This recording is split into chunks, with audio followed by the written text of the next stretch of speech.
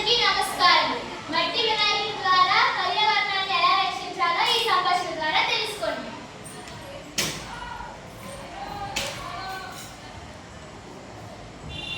Hi friends, బాగున్నారా?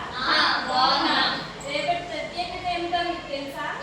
తెలుసు, రేపు వినాయక చవితి. మరి మనం వినాయకుడిని తయారు చేయలేదు కదా? ఎందుకు? మార్కెట్లో చాలా చోట్ల వినాయకుడి విగ్రహాలు అమ్ముతున్నారు కదా. అవునవును, చాలా అందంగా రంగురంగులతో మెరిసే విగ్రహాలు చాలా ఉన్నాయి. అవన్నీ ప్లాస్టర్ ఆఫ్ ప్యారిస్ తో తయారు చేసినవి. వాటిలో ఏదో ఒకటి కొనుక్కుందాం. ఏంటో ఆలోచిస్తున్నాం.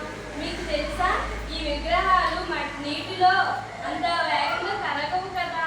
అవునవును, నదుల్లో నీటిలో నిమగ్నం చేస్తూ నీటిలో ఉన్న జీవులు చనిపోతాయి. దాని వలన పర్యావరణానికి నష్టమే. అయ్యో, నేను ఆ విషయం గురించి అంతగా ఆలోచించలేదు. మరి ఇప్పుడు మనం ఏం చేద్దాం? మనం గణేష్ ఉత్సవం లేకుండా ఉండలేము కదా? అవునవును, మనం ఎకో ఫ్రెండ్లీ వినాయకుడిని తెచ్చుకొని ఉత్సవం చేసుకుందాం. మట్టితో చేసిన గణేష్ విగ్రహాలను తీసుకుందాం. మరి మట్టి విగ్రహం ఎక్కడ దొరుకుతుంది? ఇప్పుడు చాలా మార్కెట్లో చాలా చోట్ల దొరుకుతున్నాయి కదా ఎకో ఫ్రెండ్లీ విగ్రహాలు. అవును, వాటిలో మట్టి, పూలు, కాగితాలు, గడ్డి ఉంటుంది. అందువల్ల సులభంగా నీటిలో కరుగుతుంది. వావ్, అదంతా బాగుంది. నిమగ్నమయ్యే తర్వాత ఆ నీటిని మొక్కలు కూడా పోయవచ్చు. అవునవును, పర్యావరణాన్ని కాపాడుతూ భక్తిని కూడా పాటించవచ్చు.